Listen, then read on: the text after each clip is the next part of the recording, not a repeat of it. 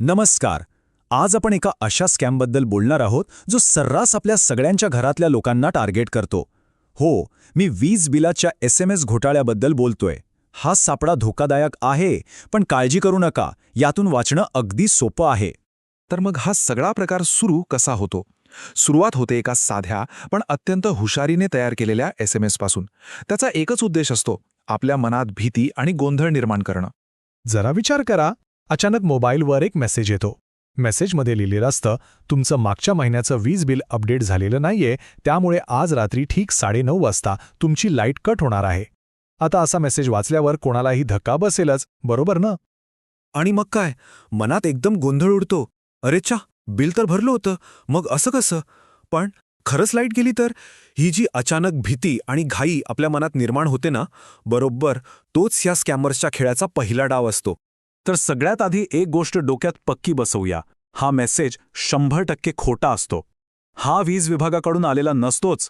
उलट ही एका मोठ्या फसवणुकीची फक्त सुरुवात असते.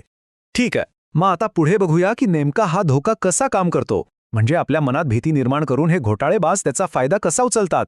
त्यांची पद्धत इतकी साधी आहे, पण तितकीच प्रभावी सुद्धा. हे सगळं इतक्या वेगाने घडतं की आपल्याला विचार करायला सुद्धा वेळ मिळत नाही. बघा हा, आधी तो धमकीचा मेसेज येतो, आपण घाबरतो आणि त्या मेसेजमधल्या लिंकवर क्लिक करतो. मग एक पेज उघडतं जे दिसायला अगदी खरंखुरं म्हणजे ऑफिशियल वेबसाईटसारखं वाटतं. आपण घाईघाईत आपले कार्ड किंवा UPI डिटेल्स टाकतो आणि झालं, काही क्षणातच आपलं बँक खातं रिकाम. पण एक मिनिट, हा घोटाळा कसा होतो हे तर आपण पाहिलं, पण त्याहून महत्त्वाचं आहे हे समजून घेणं की असं का होतं. म्हणजे लोक इतक्या सहज ह्यात का अडकतात. यामागे खरं तर एक मानसशास्त्र आहे. हे जे स्कॅमर्स आहेत ना, ते फक्त टेक्नॉलॉजी नाही वापरत, तर ते आपल्याच मानसशास्त्राशी खेळतात.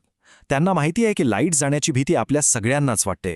मग ते मेसेजमध्ये सरकारी विभागाचं नाव टाकून विश्वास मिळवायचा प्रयत्न करतात. आणि सगळ्यात महत्त्वाचं, आज रात्रीच लाईट जाईल असं सांगून ते आपल्याला विचार करायला वेळच देत नाहीत. आणि नेमकं याच घाईगडबडीत आपल्याकडून चूक होऊन जाते. पण थांबा, घाबरून जायचं काहीच कारण नाही, कारण यापासून वाचण्याचे उपाय खरंच खूप सोपे आहेत. चला तर मग आपण मिळून आपलं स्वतःचं एक पॉवर शील्ड म्हणजे एक सुरक्षा कवच तयार करूया. आणि या सुरक्षा कवचाचा सगळ्यात महत्त्वाचा एक सुवर्ण नियम आहे. एक गोष्ट कायमची लक्षात ठेवा. कोणताही वीज विभाग आपल्याला SMS मधून पेमेंट करण्यासाठी डायरेक्ट लिंक कधीही पाठवत नाही. मी पुन्हा सांगतो, कधीच नाही. खरं सांगायचं तर खऱ्या आणि खोट्या मेसेजमधला फरक ओळखणं अजिबात अवघड नाहीये. जो खरा मेसेज असतो तो नेहमी सांगेल की आमच्या ऑफिशियल ॲप किंवा वेबसाईटवर जाऊन बिल भरा.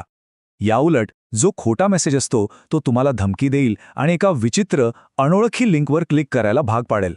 तर मग ही आहे आपली फायनल सुरक्षा चेकलिस्ट. नियम अगदी सोपे आहेत. 1. बिल भरण्यासाठी फक्त आणि फक्त ऑफिशियल ॲप किंवा वेबसाईट वापरा. 2. अनोळखी किंवा संशयास्पद SMS मधल्या कोणत्याही लिंकवर क्लिक करू नका. 3. जर मनात काही शंका आलीच तर थेट कंपनीच्या ॲपवर जाऊन तपासा. आणि 4. जो मेसेज खोटा वाटतोय तो लगेचच्या लगेच डिलीट करा. बस इतकं केलं तरी पुरेसं आहे. आता बघा, ही जी माहिती आहे ती फक्त आपल्यापुरती ठेवून चालणार नाही. कारण आपली सुरक्षा तेव्हाच पूर्ण होते जेव्हा आपल्या आजूबाजूचे लोक, आपला समाज सुरक्षित असतो. म्हणून जाता जाता फक्त एक विचार करूया. आपल्या ओळखीत, आपल्या घरात, आपल्या मित्रपरिवारात असं कोण आहे ज्यांना कदाचित याबद्दल माहीत नसेल. विचार करा आणि ही माहिती आजच त्यांच्यापर्यंत पोहोचवा. त्यांना या घोटाळ्यापासून वाचवा.